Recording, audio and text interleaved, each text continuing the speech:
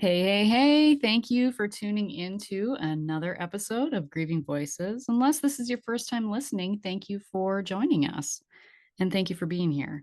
Today, my guest is Yvonne Caputo. She is a psychotherapist, corporate trainer, consultant, and she has been a teacher and the head of a human resource department in a retirement community. She has a master's degree in education and clinical psychology. She is the author of Flying with Dad, A Daughter, a Father, and the Hidden Gifts in His Stories from World War II, and Dying with Dad, Tough Talks for Easier Endings. And thank you so much for being here. And when I was looking through your laundry list of losses, which I think if we all just took stock and wrote down really all of the stuff that we've been through, that life has thrown at us, whether from childhood or dog, our first pet dying, or having to move once, twice, three, four times, losing friendships in that process as adults, moving and having to change communities. And, just you're, you become ingrained in where you live, right? Like these relationships become a fabric of your life. The UPS man, the mailman, your delivery people, you get to know these people. I'm just kind of going off a tangent here, but if we think about how many losses we really have in life, I think we would be kind of shocked, most of us. I mean, I've done that and I was shocked.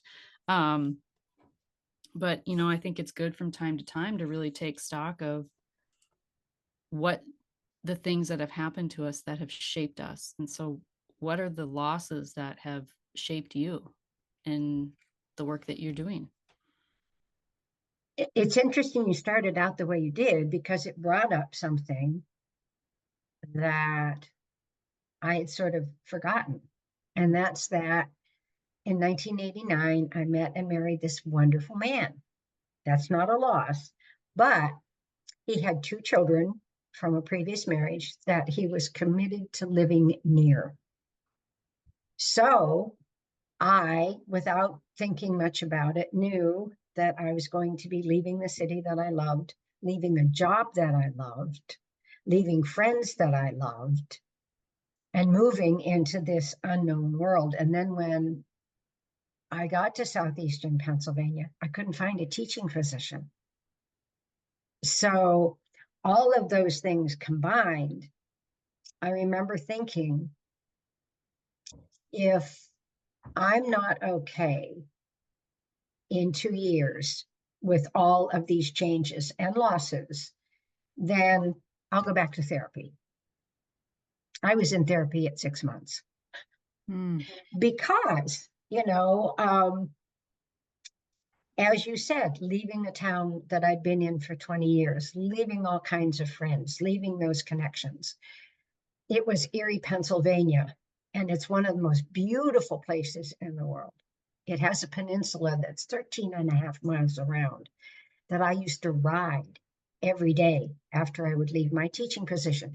So there were lots of losses. Um, Becoming a step parent, becoming a parent for the first time, you know, to a 9 and 7 year old. So it was a mixed bag. It was one of the best things I've ever done. We celebrated our 35th wedding anniversary yesterday. But yes, there were lots of losses in that celebration. Well, happy anniversary. Thank you.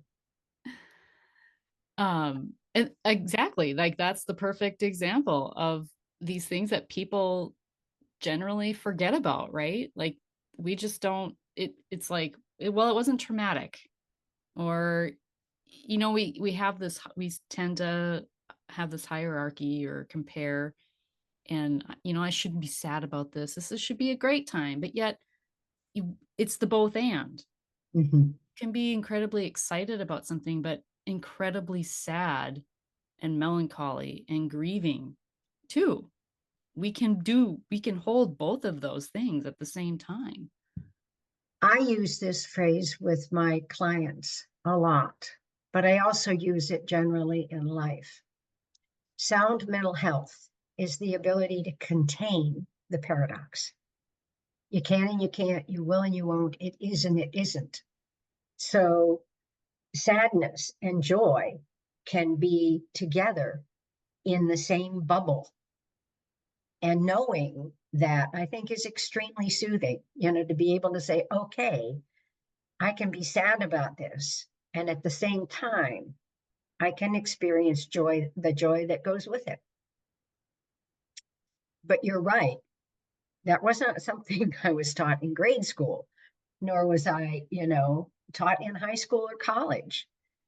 It was only later in life that I heard that statement from a psychologist, and I went, oh, wow, boy, does that say it all.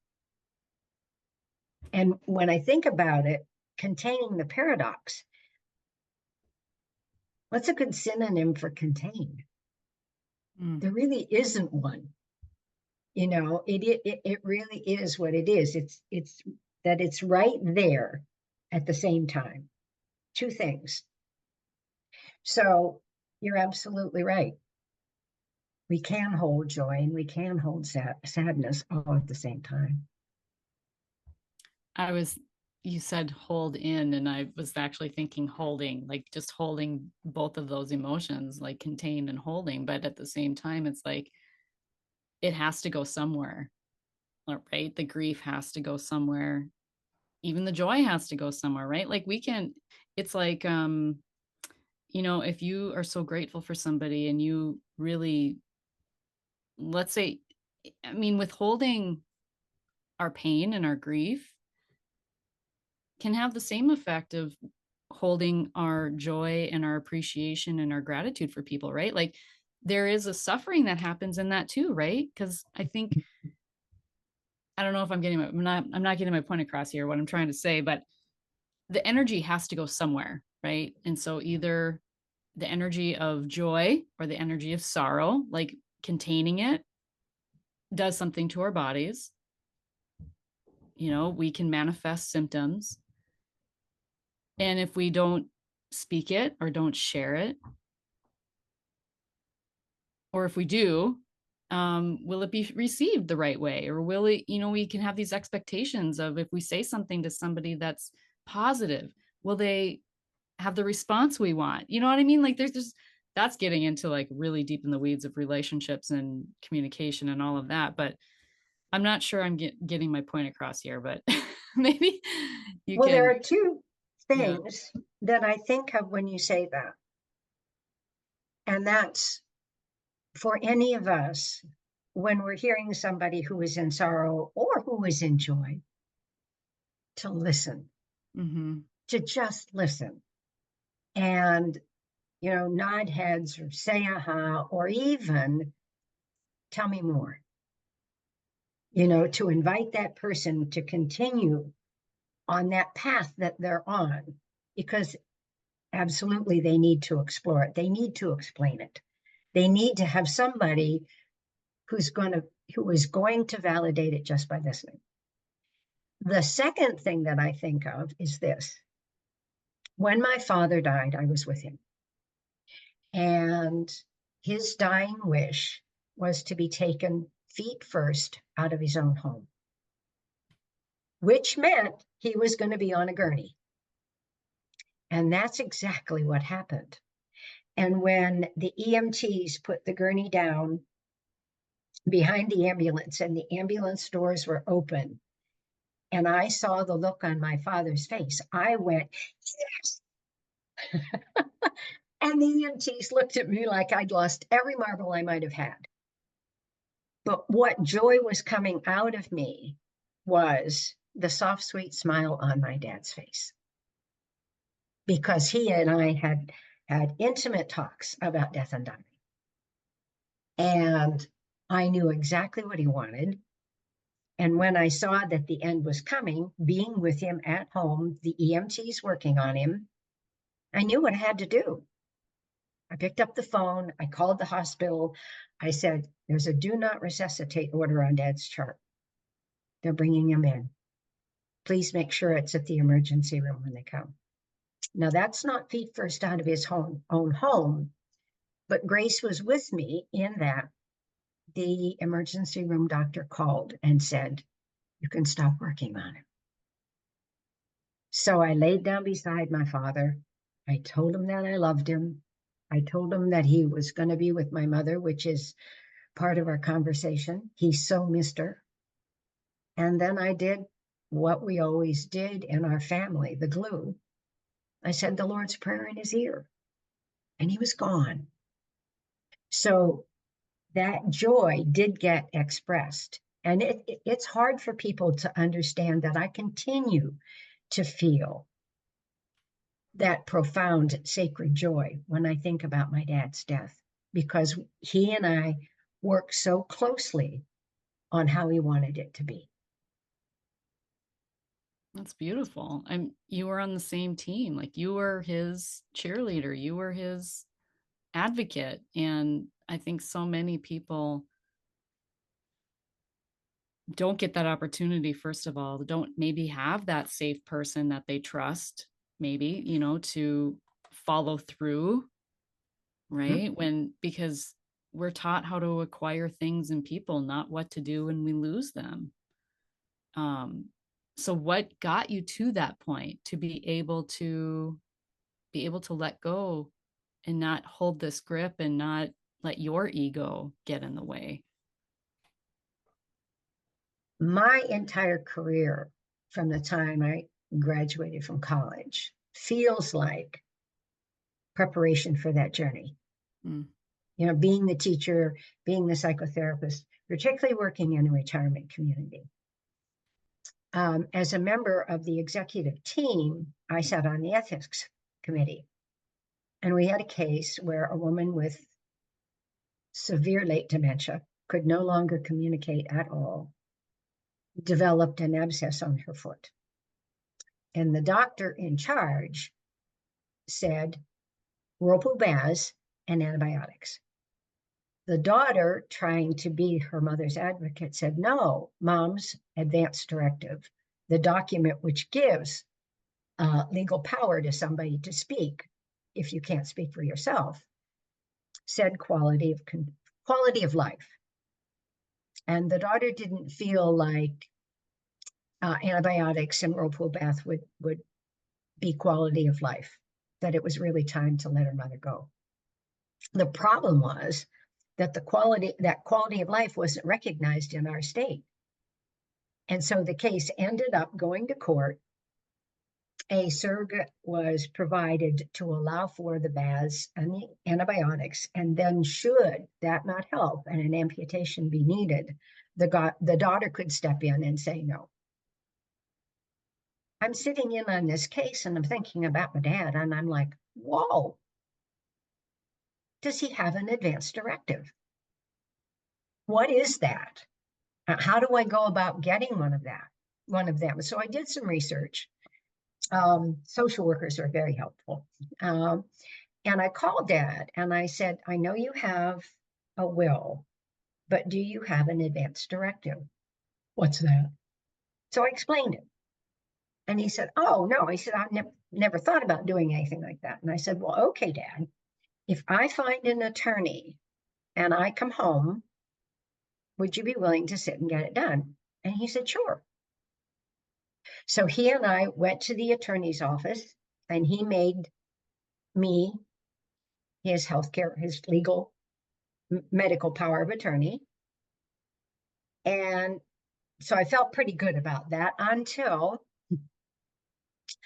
one of the managers, one of the vice presidents came back from a leading age conference. And this is a conference that does everything about retirement communities. And she had this document called the 5 Wishes. And she was just so excited about what this document did. And I asked her if I could borrow it. She said, sure, return it. But it laid on my desk for a long time, and my desk was pretty messy. So one Friday night, I decided I needed to clean off my desk so that the housekeeping people would clean it because they wouldn't touch it if it was the way I kept it. And I pulled out the 5 wishes and started to read. And I went, oh my, this takes an advanced directive to places I never dreamed were possible. How comfortable do you want to be? What do you want your children to know? What do you feel best about in your life?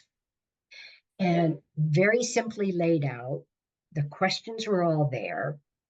If I was going to do this with dad, and dad said, no, I don't want that. No, I don't want that. All I had to do was cross a line. And I took the document, I ordered one for myself, and I took the document and drove home to see dad, kind of quaking because my father could get angry quickly. So I wasn't quite sure what I was going to meet when here I was taking in something that was similar to something he'd already done, but he was in just the right frame of mind. He swung his legs over the hospital bed. That's where he was again. He was a brittle diabetic. Patted the seat. I sat down in the warmth of him, and we went over the 5 wishes, question by question, line by line. Do you want your organs to be given after you die? Was one of the questions. Dad said, hell no. He said, I can't imagine anybody would want them. They're probably in rack and ruin. What do you want for your funeral? Well, he said, my husband was going to sing because he's got a glorious tenor voice. He named exactly what songs he wanted at the funeral. He said, I want you children and grandchildren to do the readings, but you choose. You know what will speak to you. And so on and on he goes, and I'm writing these kinds of things down. And at the end of getting it done, I just reached for his hand. And once again, it was the Lord's Prayer.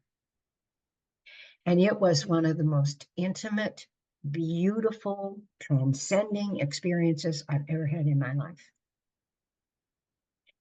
So when the time came, I knew what Dad wanted. And I went into automatic pilot. He had trusted me with the advanced directive, and he had trusted me and named me on the 5 wishes. And there was no way in the world that I was not going to honor what he asked me to do. So for your audience in Grieving Voices, for me, do I miss my dad? Oh, absolutely. Would I like to cook one more pot roast dinner for him? Absolutely. Are there questions I have for him about World War II and other things that he did? Absolutely. Can I melt into tears? And he's been gone 14 years now. Absolutely.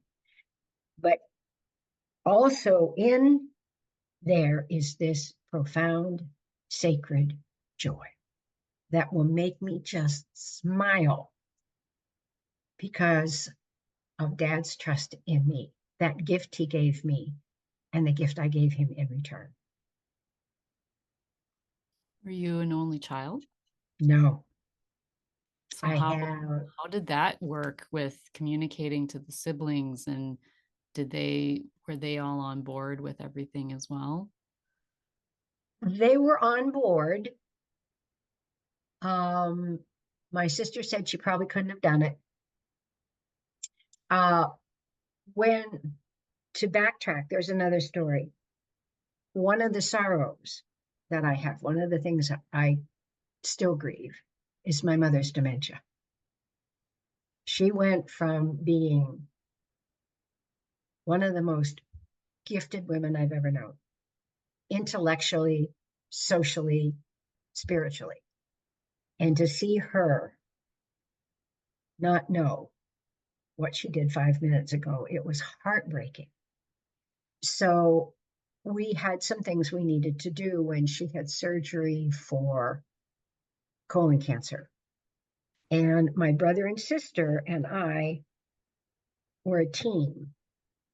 And my older brother said, okay, Yvonne, you take care of the psychological piece. You know that. Connie, you take care of some of the medical pieces, and I can take care of these. So we kind of divvied up the responsibilities so that when the time came, it was me. It was me that then did what I needed to do. And the result of what that was is they were both pleased. They missed the fact that they weren't with dad, but they were pleased that he had somebody with him.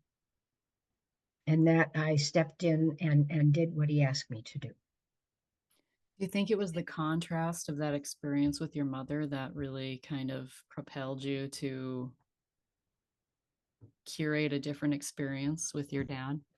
Absolutely. Absolutely. My mother died in the hospital, in the sterile, and God bless hospitals for what they do. I mean, I want to say that, but in this sterile atmosphere. And I called her on the phone. We're 6.5 hours apart by driving. And she started screaming, Yvonne, get me out of here. Yvonne, get me out of here. I don't want to be here. Yvonne, get me out of here. It was so bad that a nurse came in and took the receiver from her and talked to me and said, I'll get her quieted down. I'm going to hang up. That was the last conversation I had with my mother. Mm. And when she died, I was so angry. I was angry that she died in the hospital. I was angry that she died without somebody beside her. And you're right, it propelled me in a way to think about dad doing something with dad differently.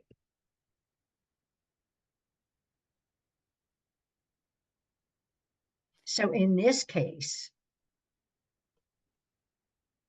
grieving can be the voice that you need to hear or the need that you need to respond to in order to do something that needs to be done. You had kind of touched on, I just kind of want to backpedal a little bit. And we're going to kind of jump around here a little bit, but you had touched on your dad's anger. And, I'm a veteran too. And so I have a really soft spot for veterans. And I mean, World War II is the greatest generation, right? Um, what was your experience growing up with that relationship with anger? And what were you taught about grief growing up? Um, the anger was always just below the surface. So I remember as being a teenager asking for 35 cents so I could go to the Saturday evening high school dance. And my dad just flipped, Mm-hmm. gave me the 35 cents, but it was painful because he was so angry. That was there a lot. Um, the other part is if I was in tears over something, and I'm hypersensitive. There's a technical term for it. And if I was in tears, I was told to go into my room until I could get myself settled. There was no warmth or come here, honey, what's the matter? Tell me about it. There was none of that. So I didn't learn what to do with my emotions until I went into therapy. And that was mid to late 20s when I just looked at my life and said, it's not working. I'm doing the same things over and over again, and I'm getting the same results. So I got into therapy where I finally learned what those childhood experiences meant, what they taught me to do, and how I could do things differently. But what changed my relationship with my father was World War II. Because one evening in 2008, he and I were on the phone, And we'd do blood tests and dialysis treatments and doctor's appointments and the people across the street who were giving him in-home care. And then we'd stall for anything to talk about. I'm not a sports fan. You know, my brother and sister had sports and dad, and they could just go on and on and on about that kind of thing, but wasn't in my backpack. But dad opened up and told me a World War II story. Quirky, funny, off the wall, about, of all things, losing their third engine, which had the hydraulics, and making an emergency landing in freed Belgium. And I, as a history buff, said to my dad, let me get a pencil and paper. I want to take notes. What the hell do you want to do that for? So how it came about, Victoria, I don't know. But the next phone call, I said, tell me more. And the stories just started rolling. My taking notes, my asking dad questions, my listening to the stories changed our relationship deeply. He began to trust me and open up to me in ways that I never dreamt possible growing up as a kid. I say frequently through dad's stories, I got the father I always wanted. He got the daughter he didn't know he had. And I was in my 60s when all this happened. So that's all a part of this, grieving, that in my 60s, I learned something about listening, about opportunities to listen. Now, of course, I did that as a therapist, and why it didn't occur to me to do it with my own father, I don't know, but it didn't. What came out of that for me was a deep understanding of where my dad's anger came from. It was PTSD. He went into the war because he wanted to fly. That was that was it. He wouldn't have had to have gone. He had a presidential deferment that would have kept him home because he repaired airplanes. He repaired the airplanes that young testing pilots, in dad's words, busted up. So here's a guy who wants to fly. He ends up in England as a navigator on B-24s, watching plane after plane after plane explode in the sky because it hit flak or it was tracked by a German jet. And he came home with that. But he told me at some point when we were doing all of this talking, he said, when I came home, hon, everybody seemed to be fine.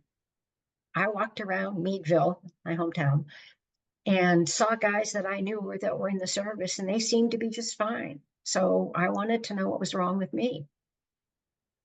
He had a recurring nightmare that lasted for 3 years. He had a flashback 60 years after the war, none of which he understood. So part of the closeness that came for Dad and I was when those kinds of things came up in our conversation.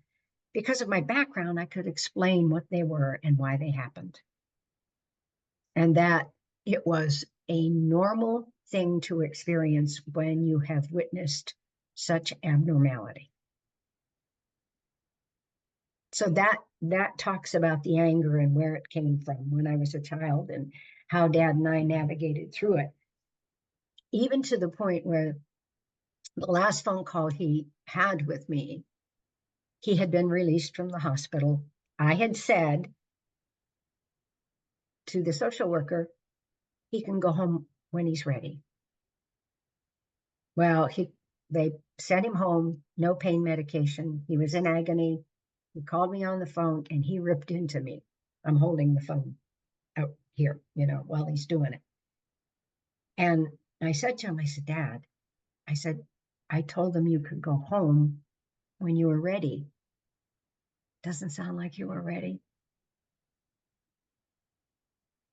Victoria, he apologized. He said, "Oh, honey, I'm so sorry I yelled at you. I didn't mean it." And I replied, "Dad, you were just venting. It's okay." So the grace that came with this closeness that I developed with my father is I got an apology.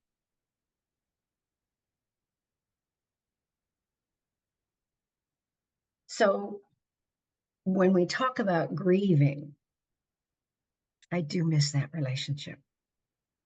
The one that Dad and I were able to get to before he died. I miss that. I miss that for you.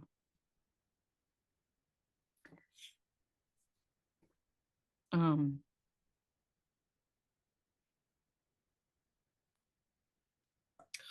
whew. I my dad was know. my dad was a Vietnam vet. Oh, So, but I think what I know now about energy work and grief and all of that, I think he just held it all in and it killed him. And he died of colon cancer at 44. I mean, he slept with a knife under the mattress. Um, so, coming back to the greater message about this is becoming that safe space to listen and being having the patience to listen. I think it takes patience too, right? Especially in mhm. this Western world, right? We're just let's go, go, go, go, go.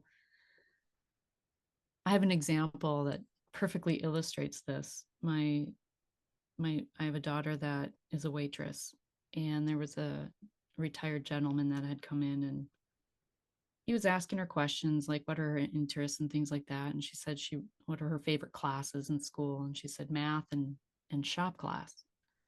He heard shop class, and whew, she said for the next 20 minutes, he just shared his life story about woodworking and his love of cabinetry and all of these things. And he tipped her, a small, modest tip, a general, like 10%, whatever, typical tip. But she noticed he was still outside when she was getting off of work. And she comes outside to take off the open flag, and he approaches her and he said, hands her $100 bill. And he said, this is for your next shop project. And she was so ecstatic. And she told him, I can't take this. This is too much. He said, no, I want to give it to you. This is for your next shop project. And she came home and she was so excited and she shared with me. And I said to her, this is exactly what I said to her. I said, you gave him your time. You listened to his stories. That's what that meant to him, I believe. Mhm. You had a shared interest. You were interested in hearing what he had to say, and he was excited to share. You gave him your time. You listened. Mhm. So I just thought that was a great story to tie into this listening piece and giving people our time. Well, that same kind of listening happened very frequently to me when I was in the retirement community. My office was up on the third floor, and I want, as the human resource vice president, I wanted my office away from the hubbub. So if an employee wanted to come see me, they could do so, discreetly. Because going to my office was like going to the principal's office, you know. Um, but my office was on the same wing as a lot of the residents. And I always had an open door. And they would come in and sit down. And eventually, for some, what was said is this: Yvonne, I just want to go. I want to be done. I wasn't hearing suicidal ideation. I was hearing, well, let me finish by saying, okay, my response was, okay, tell me more.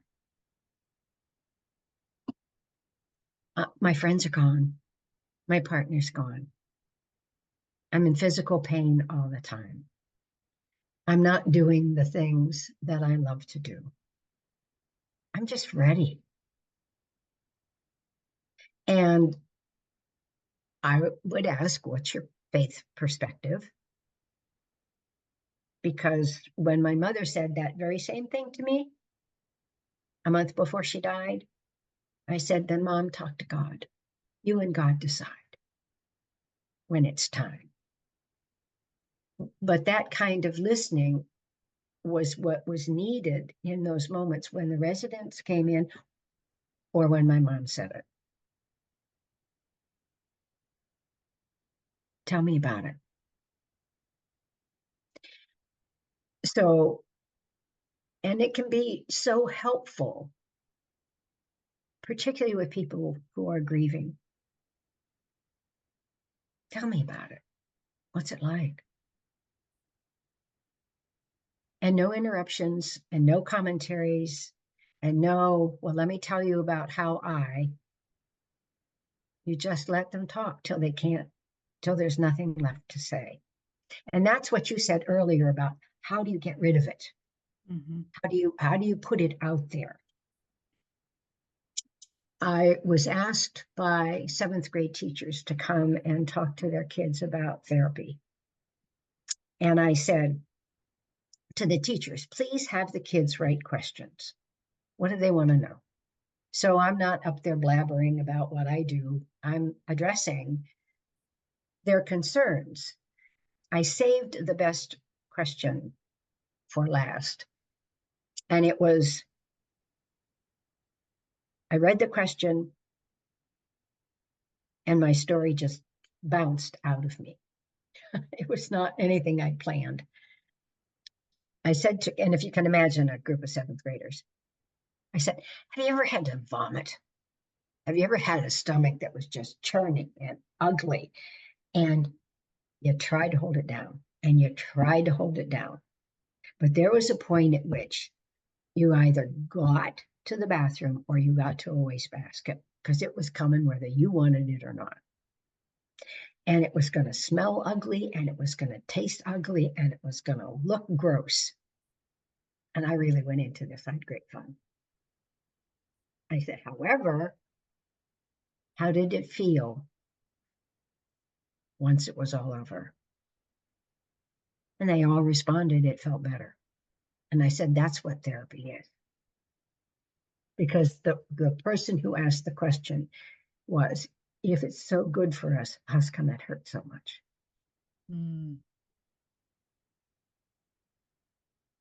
So it's again that, when Dad told me the nightmare, the recurring nightmare, he was in a B-24, it was going down, he needed to get out. There was a place that he had to get through on his hands and knees. And on the sides of this kind of little tunnel thing, was all stainless steel. And he couldn't grab onto anything. There was nothing to pull himself through. And he always woke up screaming, and Mom would say, what is it, Mike? And Dad would say, oh, it's nothing, it's just a bad dream. It was so bad, Victoria, he dug channels in the mattress. 3 years of those kinds of nightmares. So when we were talking about it, I explained the normalcy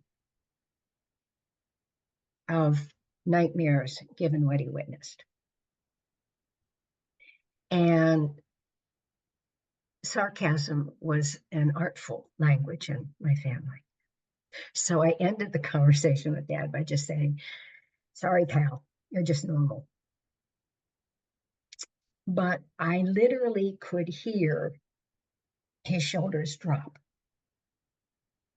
knowing that what he had considered to be something wrong with him for all of those years was a normal response to a traumatic event. And that's central to my passion, okay, for talking to people, particularly about death and dying. Having those conversations with my father were hard. Hearing what he had to say was hard.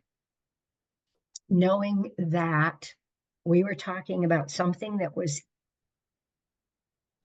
going to happen was hard. But it was a part of the whole thing with Dad that created the closeness. That he trusted me enough to open up to say, okay, in the end, this is what I want and this is why I want it. So that's another passion that I have, is that my 5 wishes are done.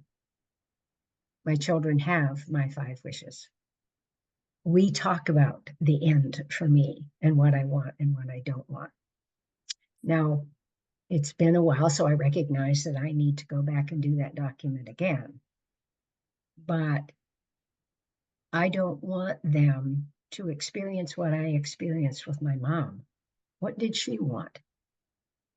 How did she want it to be? What would have been better for her? Because it certainly wasn't a good thing that she was in a hospital all by herself in that sterile atmosphere. Well, and isn't it a different approach too? I mean, once someone is suffering from dementia, it's a little bit harder to do this, like to prepare, right? Because you don't know what frame of mind they're necessarily in, and if it's an honest depiction of really what they want, maybe. Is that Mhm. accurate? Or Yeah. like what is your advice, I guess, for listeners who um well, I guess take care of it as soon as possible before dementia is even a thing, but um what would be your advice for that? My advice is no matter what the age, no matter what your age is, get the documents, get them done, put them in a safe place. And broach the subject with your children. If it's an older person, broach the subject with your children. Children, you ask your parents, when the end comes, Mom, what do you want? How would you like it to be? Oh, honey, I don't think we should talk about that. Well, I'm going to plant the seed, Mom, because I'm going to come back and ask you again at some point, because I want to be able to take care of you in the way that you want to be taken care of. The 5 wishes, www.5wishes.org. The document itself costs $5. You can do it online if you'd like, so you can, use your typing and all that kind of stuff. And that stays for a year and a half. They keep that for a year and a half. Also, in their store, they have a booklet, how to talk about it, how to bring it up. So they give guidance in that respect. So treat death and dying other than the elephant in the living room. We say, don't we, death and taxes. The only thing that we can be sure are death and taxes. We'll talk about the taxes, but we won't talk about the death. And I was lucky. I know that. It's not always possible to die in the way that you would like, because stuff happens. But if it is possible, it made the grieving process for me so much easier. So much easier. Because I knew what Dad wanted and I acted on what Dad wanted and we talked about it. We would be on the phone after the document was done And he would just pipe up and say, oh, I want to go. And I'd say, okay, talk to me, tell me. And then sometimes we would be on the phone and I would say, I haven't heard you say you want to go. Well, things have been good, Yvonne. I've been feeling pretty good and things are going along pretty well. So I guess I'm not ready now. So that's the way, that's how easily it became for us um, to talk about it. This And is a as go ahead. Okay, as I said earlier, would I have him back in a heartbeat? You betcha. But equal to wanting him back in a heartbeat is the joy.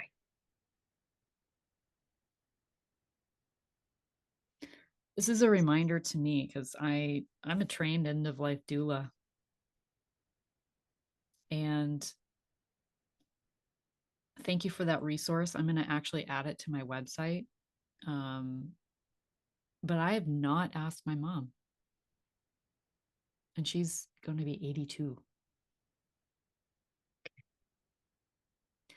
So it's like, when I'm in it, I'm in it. And I haven't done anything with that training since I received it. I didn't know what that was going to look like. Honestly, I still really don't.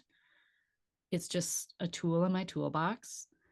And so what you're talking about is like speaking my language, right? Like my dad passed away in the nursing home.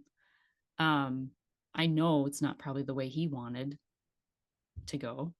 And I know for sure that's not how my mom wants to go. So that I do know. She's made that very clear. But as far as these other things, we haven't had that conversation. And I think I get so wrapped up in my day to day and like the work that I do, like I'm not asking the most important person, what do you want? So this has been a very good reminder for me um, to do so. So thank you for that gift today. You're welcome. And to spread it even a little further, my granddaughter was diagnosed in her senior year in high school with leukemia. She's fine. She's in remission. Okay. She's 23 now and she's doing very well. But the 5 wishes were given to her at 17 to fill out. And this was CHOP in Los Angeles, Children's Hospital of Los Angeles. They say it differently. CHOP is in Philadelphia. But I thought that was pretty interesting that the hospital would give her that document and ask her to complete it. Wow. 17. So it's made me very aware of dates and folks that there's just some beautiful stories that go with dying with dad. One young person, well, to me, somebody in their 40s is young, said, my parents have tried to talk to me about it. And I just said, no, it's not going to happen right now. We don't have to worry about that. It's too soon. And it flipped for her. She said, yeah, we have to talk about it now. And then there was an elderly gentleman who said to his daughters, my 5 wishes are done. On my birthday, I want to do a Zoom and I want to talk about it. I want you to know what I want. That's my birthday present. I don't want anything else. I don't want any goodies. Just I want to talk about it. So they got to the part of, do you want to be buried or cremated? And he said, I want to be cremated. Oh, so the question is, Dad, what do you want us to do with your ashes? And he said, oh, I don't care. Do whatever's easy.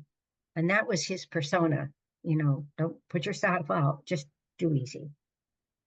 And he said, just throw them over a bridge. And they said, wait a minute, Dad, wouldn't you like to have your ashes taken to the prairies in Canada where you grew up, in that one-room house? He said, well, that's too much work. Well, wait a minute, Dad. What if that's something we'd like to do for you? He said, okay, I'll change that part of my 5 wishes. Give and take. The most profound was one of the women in my writers group who was acutely ill, years, surgeries, pain, disability, not doing the job that she loved. And she got the 5 wishes and filled it out and then sat down and had heart-to-heart conversations with her kids and her husband. And I found out that she was going to hospice. She had made the decision, no more surgeries. And what her husband did for us was set up 15-minute calls on Zoom for her to talk to the women in a writers group. It only lasted 8 minutes because she was so tired. But she just kept saying, Yvonne, thank you for the 5 wishes. I can't tell you what it's been. My family is in agreement. We're all talking about the same things. They know I'm ready. It's okay. And it's because we had the 5 wishes. What could be better than that? Yeah. To be able to have that agency, that self agency, I think is, and there's an organization called Dying with Dignity. Mm-hmm. They're on Capitol Hill. They're, pushing legislation across different states. Um, yeah, I think it's a very important topic that isn't talked about enough to, um, I don't think people realize that they have a choice, like they have choices. Yeah. But you've had a lot of grief, and we're kind of nearing an hour, and I don't know how you are on time. I'm Uh, good. but you have a lot of loss in your life that was before your mother, before your Mm-hmm. father. Um, would you like to share anything about those experiences and what those taught you? I had an uncle and a cousin who died by suicide. And it taught me to think a great deal about what was so bad. What would be so bad that I would no longer want to live. And are there times like that in everybody's life? Of course there are. However, given what it did to their families, I would never do that to my family. I would find a way through the miasma of whatever that bad stuff was, because I just couldn't do that to my family. Losing my brother at the age of 26 in a car accident was one of the most profound grieving experiences I've ever had. He and I were very close. I mean, we had the same kind of radar in terms of what we wanted and who we wanted to be and how the world ought to be and all that kind of stuff. And going through the process of grieving his loss, my spirituality was enhanced 100-fold. My belief in life, and I'm not going to say religion, because religion isn't it, it's spirituality. That what I want from my life is to have made a difference. In whatever way, shape, or form that is, I want to make a difference. And I found that through my brother's death. The other losses, an uncle at the age of 52, Uncle Mac, when we would see each other, first thing he would do is hold out his arms and expect me to run into them. And then he'd twirl me around and he'd put me down on the floor. He was one of the persons in the family that made me feel special. And he died at the age of 52. That was, you never know how long. I had a great aunt who died at 96. Others who passed away in their late 80s. But you don't know. He went to sleep one night and he didn't wake up. So living a life with purpose and trying to remember on a daily basis, what's important for me to do today? Where do I need to spend my energy? At the end of the day, can I close my eyes and say, yeah, it was a good day. Or it was a hard day, but that's okay. So I think each and every one of them has taught me something. And I was, bless my mother. My mother took me to the library when I was a little girl. And it was always, she would say, what do you want to read now? And she would take me to that section and we would talk about books and we would pull them out. And even as a little child, I would read about sorrowful things and how sorrowful things impacted the characters in the book. So I knew as a child that it wasn't always rosy and creamy and that kind of stuff. What didn't happen in childhood was what to do with those feelings. Like I said earlier, that came, when I did therapy. So there has been a learning process in each and every one of those deaths to make me think about what I want, having those documents ready, right?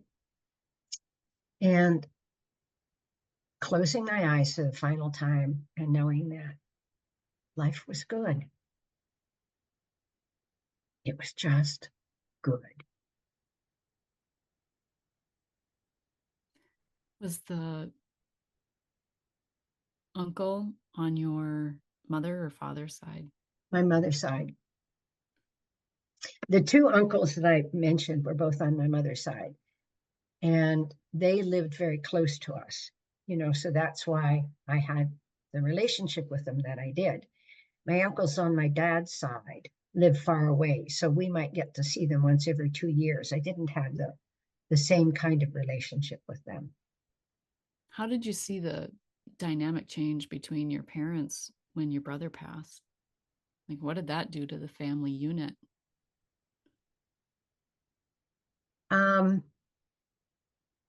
When my father was standing receiving communion before he took a flight on a mission, he would say, if I come back, it's God's will.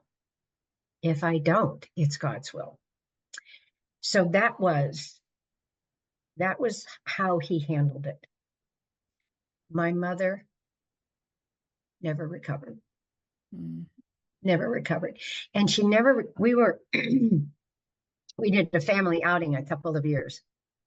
We would rent this big 60-foot houseboat and it had like 12 bedrooms in it. And so the whole family would get together and we'd go around a lake in Tennessee. And Mom and I were walking in the woods. We could pull up to the shore and anchor, and Mom and I were walking in the woods. And she looked around and she said,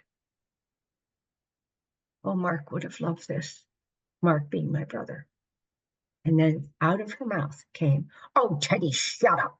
You should be over this by now. And I said to her, no, Mom, you can't. You're never going to be over it. Losing A child is something that is with you for your lifetime. But the way she was raised, her generation was, yeah, you should be over it. Now, luckily for mom, she was very much a believer. And I think church, being able to go to church and have church was reassuring to her. But they handled it very differently. And my father was one who would say, I can't talk about it. It's not my way. So I am now thinking that it could have been very hopeful for mom to be able to talk about it as much as she needed to talk about it, Mhm. but she didn't have anywhere to express it. I'm reading a book right now. The guest is going to be on my podcast. I'm going to botch her name, so I'm not even going to try it. But her first name is Annie, and the book is called Always a Sibling. And she talks about the the longest. I never gave it any thought until I started reading this book. But really, the relationship with our siblings, if we are blessed to have a sibling, is the longest relationship. If you think about it, because we tend to outlive our parents. Even those we marry, we were still in relationship with our siblings first. Like those are our first and longest relationships. Mhm. And in the book, she's just talking about how significant of a loss it really is when you lose a sibling. It's just very different. They're the people that know you unlike anybody else because they've been with you the longest. Um, anyway, that might be a book you might be interested in reading, but yeah. Yes, yes, because the relationship I had with my brother who died was very much like that. I mean, we spoke the same language. We had interest in the very same kinds of things. He was actually, Mark called me and said, do you want to come down to Pittsburgh? We're going to go see it's a famous 1970s Gordon Lightfoot. Okay, came to me. And we did that together. And he was dating my best friend at the time. And then the following day, we went to a huge music store in Pittsburgh, Folkwinders.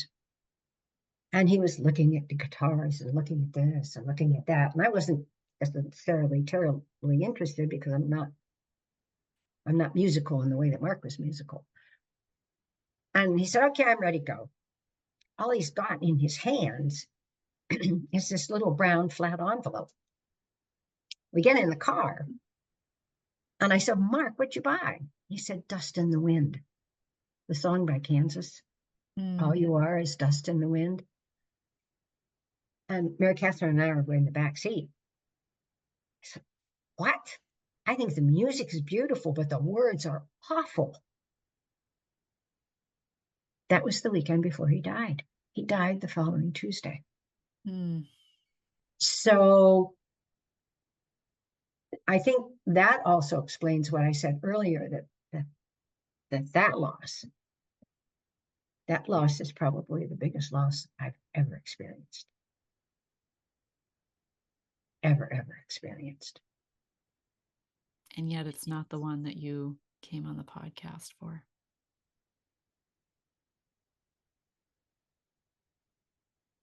You're right, I didn't. I feel his presence, though, from time to time. It's like I have this guardian angel who's looking out for me. Was that song played at his funeral? No, it wasn't. But I'll be doing something. This was more when I'd be in the car and I'd have the car turned to a music station. But it would come on and I would feel his presence And it was like this message from beyond that everything was going to be fine, that whatever I was experiencing at the time was just normal to life and things would be fine. Hmm. I have a question. Because one of the things that I share about on my podcast and in conversation with people that, I personally had tried hypnotherapy once, my early 20s. Um, and, I'm trained and certified in grief recovery, which is not therapy, but it's very therapeutic.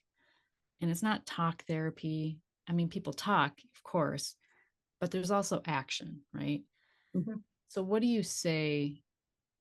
And I'm curious what you would say to this too. So that's why I'm asking. And if people are listening who follow my podcast, they're probably wanting me to ask this. So I'm going to ask. Um, what do you say when to the thought that talk therapy alone doesn't work? Like you have to take action with it.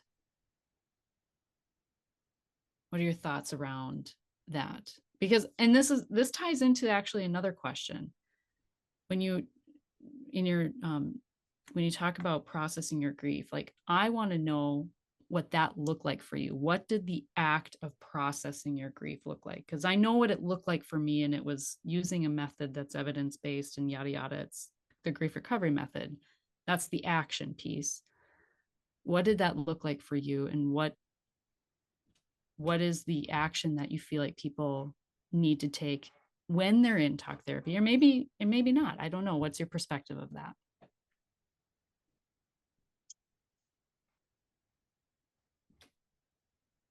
I value talk therapy, but there's also something about what do you do? Mm-hmm. It's the doing thing. So if I go back and I think about the doing thing after Mark died,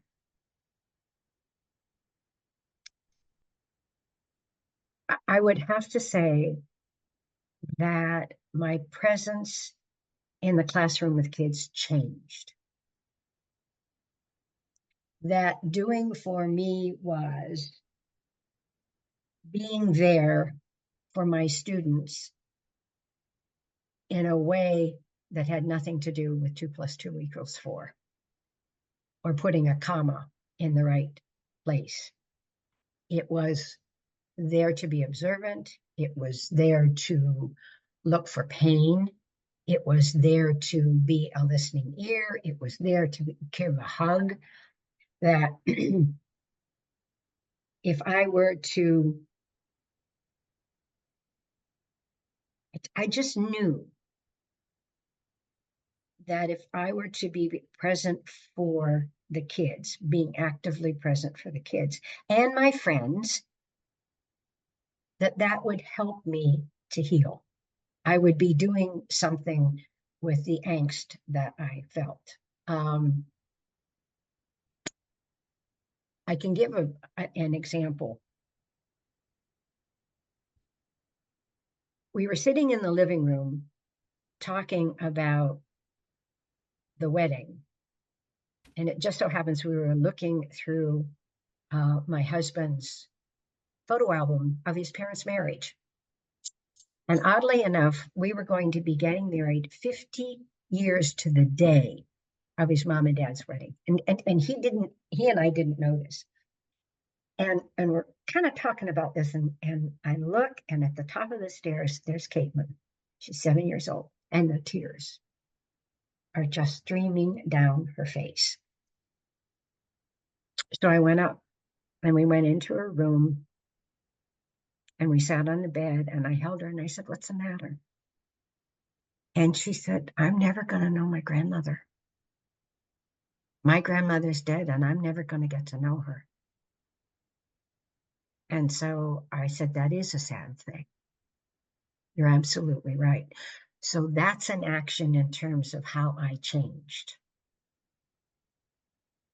That seeing someone in pain gives me an opportunity to stop and say, the listening piece. Um, when I was a human resource professional, we had a very dear resident in the memories wing die. And she was just lovely, even in dementia. She was just one of these precious, precious things. And I walked onto the unit and I could see one of the aides just trying to hold back the tears. And I went up to her and I said, could you use a hug? And I just enfolded her, and then she sobbed. So being able to comfort someone in an active kind of way has been one of the ways I've managed my own grief. That loss of my brother. Because there were times in my life that he would do that for me, or I would do that for him.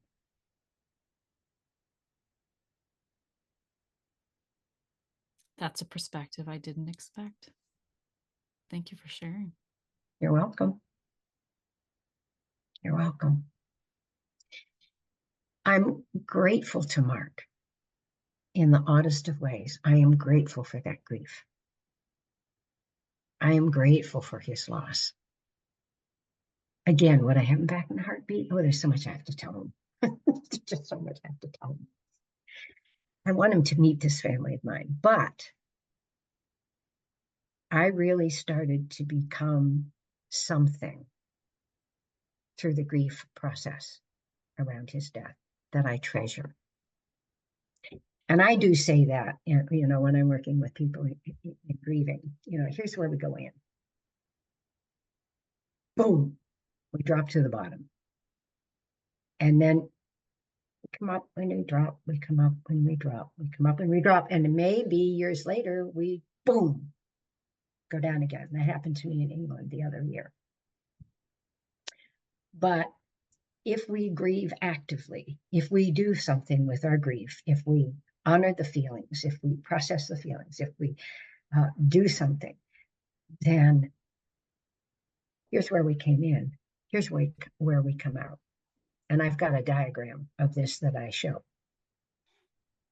That grief is a way, if processed correctly, that we can become better people,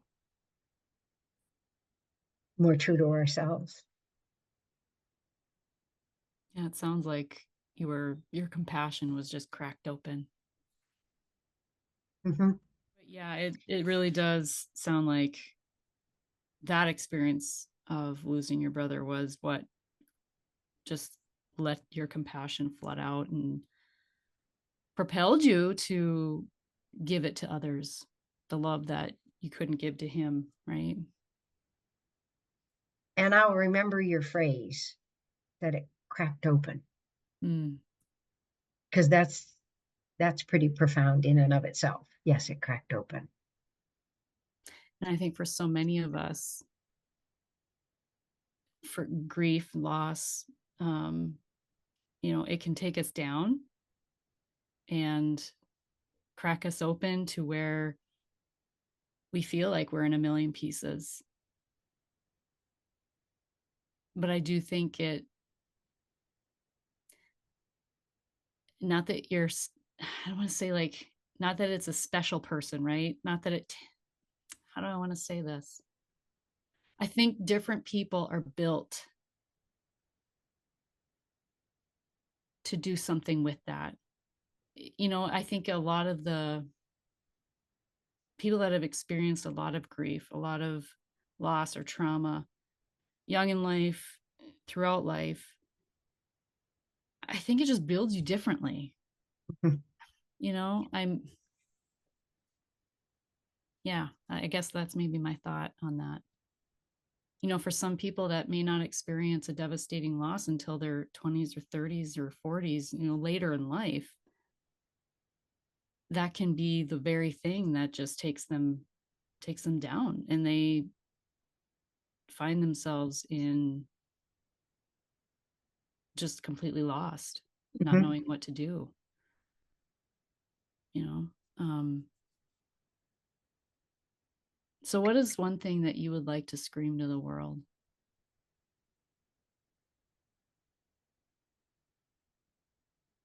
I am grateful for the loss of my brother in 1978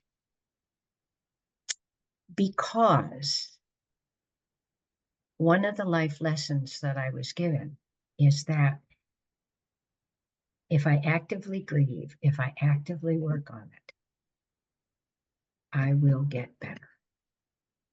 And so now, if life throws something at me that's hard, if I actively work at it, it will get better. And if it doesn't get better, then it's time for me, A, to go talk to somebody, or B, sometimes it's meant for me ending a relationship. You know, the process of grieving, Mark, and all the lessons I learned from that, I hope I think it's made me a better person. And I'll take that.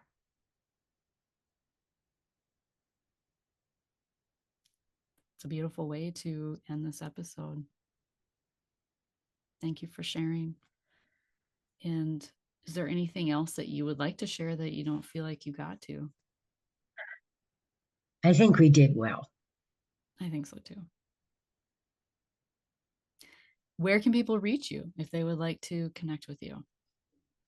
I don't have my own website, but they can find me on my publisher's website, which is in Ingenium, INGENIUM books.com. My email, if they would like to get in touch with me personally, is fairly simple.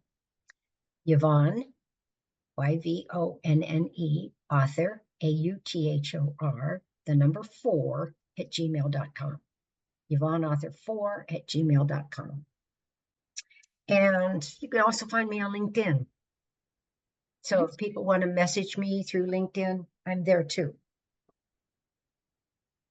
All right. Thank you so much. And your books, please share your Ah, books. okay. The first book is Dying with Dad. It's his World War II stories and how those stories gave me the father I always wanted. And he got a daughter that he didn't know he had. And then Dying with Dad is how I grew. There are lots of growth stories in there to be comfortable talking about death and dying. And the tagline for the book is Tough Talks for Easier Endings. It's how I got into having those intimate conversations with my father and what happened because of that. And you can find those on Amazon. Oh, everywhere. Yeah, Amazon, Barnes and Noble. If you are an independent bookstore lover and they don't have it on their shelves, just go in and ask them to order it for you. All right. I will put the links for those books and your LinkedIn and probably your email address in the show notes. And thank you for your time today. I feel like this was a very rich conversation. I have a to-do list for myself in gratitude of this conversation. And yeah, thank you for sharing the resource, fivewishes.org. I will also put that in the show notes. Get on that, everybody. Be your own advocate before it's too late. And thank you. Oh, you're welcome. It was a pleasure.